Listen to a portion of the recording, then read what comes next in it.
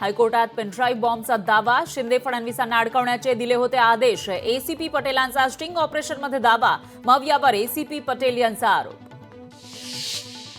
दोन मराठ्यांच्या भांडणात परभणीची घटना घडली. परभणीच्या घटनेवर प्रकाश आंबेडकरांचं मोठं भाष्य. वेळ आल्यावर सविस्तर सांगेन. आंबेडकरांचं सूचक विधान. कोठडीमध्ये झाला मृत्यू, मारहाणीमुळे आंबेडकरांचा दावा. अहिल्यानगर मंत्रिमंडळात छगन भुजबळ यांना स्थान न दिल्यानं ओबीसी समाज नाराज. महायुतीचा निषेध करत घोषणाबाजी. मंत्रिमंडळात स्थान न मिळाल्यानं अनेक नाराज आमदारांनी अधिवेशनाकडे फिरवली पाठ. अनेक नाराज आमदार अधिवेशनाचं कामकाज अर्ध्यावर सोडून विधान भवनातून आपापल्या मतदारसंघाकडे परतले. 2.5 वर्षांनंतर मला मंत्रिपद दिलं तरी घेणार नाही. मंत्रिपद न मिळाल्यामुळे विजय शिवतारेंची नाराजी व्यक्त. मुख्यमंत्री फडणवीसांनी बोलल्याप्रमाणेच मराठा आरक्षण दिलं पाहिजे, मनोज रांगेंची मागणी. छगन भुजबळांना मंत्रिमंडळात का घेतलं नाही हा आमचा प्रश्न नाही. मराठा आरक्षणाच्या मारेकराचं आम्हाला देणं घेणं नाही, मनोज रांगेंची प्रतिक्रिया. शंभूराज देसाई यांना मंत्रिमंडळात घेणं धक्कादायक, तर संजय शिरसाट यांना मंत्रिपद म्हणजे स्त्रियांचा अपमान. सुषमा अंधारेंची मंत्रिमंडळ विस्तारावरून घणाघाती टीका. निवडणुकीचे खेळ भाजप आपल्या पद्धतीनं वळवतात, किशोरी पेडणेकर यांचा भाजपवर गंभीर आरोप. रवींद्र चव्हाण यांच्यावर 9 कोटी चोरी केल्याचा आरोप आहे. नाना पटोलेंचा रवींद्र चव्हाण यांच्यावर गंभीर आरोप.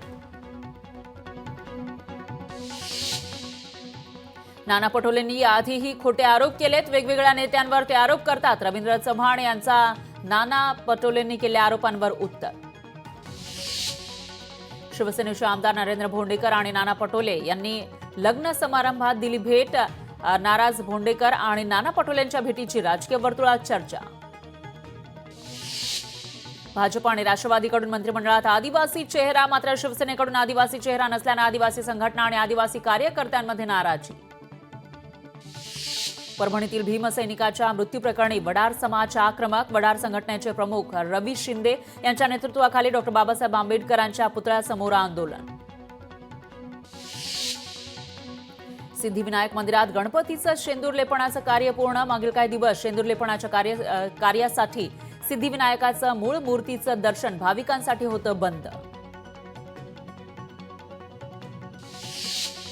कोकणात खाडीपट्ट्यामध्ये पावटा, तूर आणि कुळीथ लागवड हंगाम सुरू. यंदा रोपांची वाढ चांगली असल्यामुळे शेतकरी आनंदात.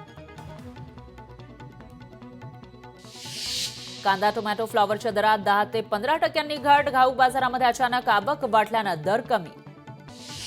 बाजारात पांढऱ्या काळ्या तिळाची मागणी वाढली. मकर संक्रांतीच्या सणाच्या पार्श्वभूमीवर तिळाला मागणी.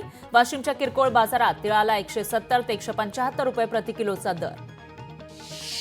भारतीय मुलींच्या संघाचे कनिष्ठ गटाच्या आशिया चषक हॉकी स्पर्धेत विजेतेपद. अंतिम सामन्यातील 1-1 अशा बरोबरीनंतर भारताकडून चीनचा पराभव. सलग दुसऱ्यांदा भारतीय मुलींच्या संघानं पटकावलं विजेतेपद. पैठण तालुक्यात थंडी वाढली. थंडी वाढल्यानं ग्रामीण भागातील नागरिकांनी शेकोट्या पेटवल्याचं चित्र.